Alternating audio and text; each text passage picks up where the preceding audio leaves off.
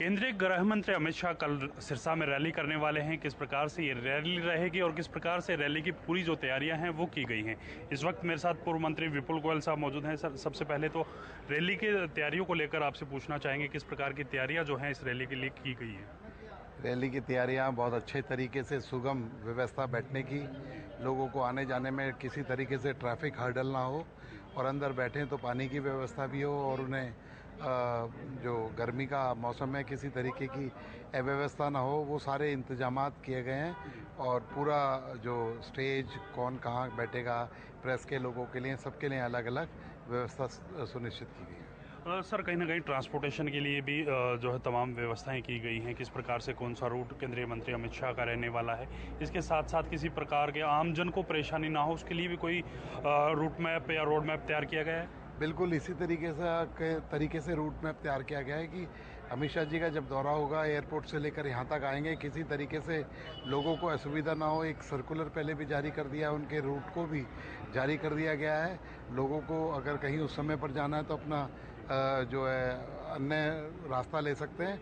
और जो गाड़ियां और जो लोग रैली के अंदर आएंगे उनके लिए भी व्यवस्था सुनिश्चित कर दी गई है कि कौन से व्यक्ति किस गेट से आएंगे और किस पार्किंग के अंदर अपना वाहन खड़ा करेंगे। तो कहीं ना कहीं जनसंपर्क अभियान भारतीय जनता पार्टी लगातार चला रही है। 9 साल का कार्यकाल पिछले पूरा हो चुका है। किस प्रकार की उनकी उपलब्धियां रही हैं, तमाम योजनाएं परियोजनाएं आम लोगों के लिए करी हैं, उसके बारे में तमाम जो जानकारी है वो यहाँ देते हुए आपको क्या लगता है पूर्व की सरकारों में और इस सरकार में कितना अंतर है कामकाज को लेके? देखिए, कोई कंपैरिजन ही नहीं है, ज़मीन और आसमान का अंतर है।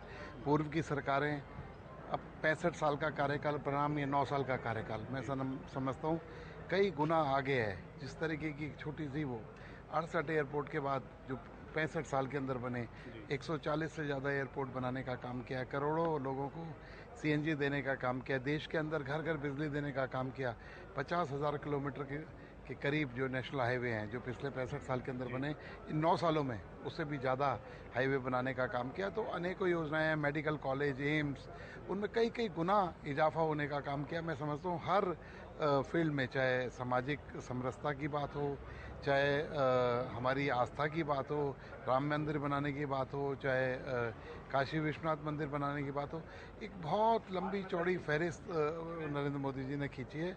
और जो ये 9 साल का कार्यकाल है अपने आप में एक स्वर्ण कार्यकाल है। इसके साथ साथ विदेशों के अंदर भी, वर्ल्ड के अंदर, वर्ल्ड मैप पर भी हिंदुस्तान की छवि को ऊंचा उठाने का काम माननीय नरेंद्र मोदी जी ने किया। कहीं ना कहीं सर, इंडस्ट्रियल मिनिस्ट्री आपके पास रही है, आपने काम किया है, पिछली सरकारों में देखा होगा, और अब की कार्यकाल में कितना फर्क है? कितनी इंडस्ट्रीज बाहर से भारत आना चाहती हैं और आई भी हैं? पहली बात तो इंडस्ट्री बहुत बड़ा एक इन्वेस्टमेंट हिंदुस्तान के अंदर आया और रेगुलर आ रहा है। और सबसे बड़ी बात इंडस्ट्रियल ग्रोथ और इंडस्ट्रियल इन्वायरमेंट को का जो पैमाना है मापने का, ईज़ ऑफ डूइंग बिजनेस है। जहां हम 142वें स्थान पे थे, आज हम 63-64वें स्थान पर वर्ल्ड के अंदर ईज़ ऑफ डूइंग बिजनेस के अंदर है। तो हम लोग सुगम, हमारी पॉलिसी सुगम, इंडस्ट्रियल इन्वायरमेंट सुगम है। इस तरीके का इंफ्रास्ट्रक्चर हम लोगों को दे रहे हैं। मैं समझता हूँ एक बहुत बड़ा इन्वेस्टमेंट यहाँ पर आ रहा है। कहीं ना कहीं विपक्षी दलों की बात मैं यहाँ करना चाहूँगा। आहा उल्लड़ करते हैं, कहीं भी भारतीय जनता पार्टी की रैली हो, आपने भी देखा होगा पिछले मुख्यमंत्री के जनसंवाद कार्यक्रम में कुछ एक विपक्षी दल आकर कहीं ना कहीं नारेबाजी की। इस प्रकार की व्यवस्था ना हो, हालांकि तमाम जो काम करना है पुलिस प्रशासन ने करना है, लेकिन आपकी तरफ से उनको कुछ गाइडलाइंस दी होंगी किस प्रकार से कौन लोग हो सकते हैं, इस प्रकार का कहीं ना कहीं चिन्हित तो प्रशासन ने किया है। तो आपकी तरफ से क्या लगता है कि कैसे देखते हैं इस प्रकार का हा हुल्लड़ करना? देखिए, पहली बात तो मैं उन लोगों से भी कहूँगा कि एक हेल्दी राजनीति करनी चाहिए, अपने एजेंडास को लेकर पब्लिक के बीच में जाना चाहिए, ना कि इस तरीके की बात करनी चाहिए। दूसरा, सीआईडी और जो प्रशासन का काम है वो उन लोगों को चिन्हित करके अगर कुछ ऐसा है तो उन्हें देखिए कि हमने तो लोगों से सिर्फ एक सौहार्द की अपील करी है और इस रैली में खुशी खुशी आने की अपील करी है।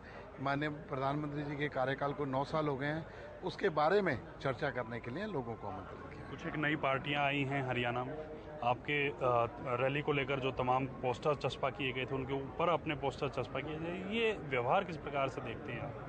एक छोटी मानसिकता और छोटी राजनीति जिसे कहते हैं ना, वो है।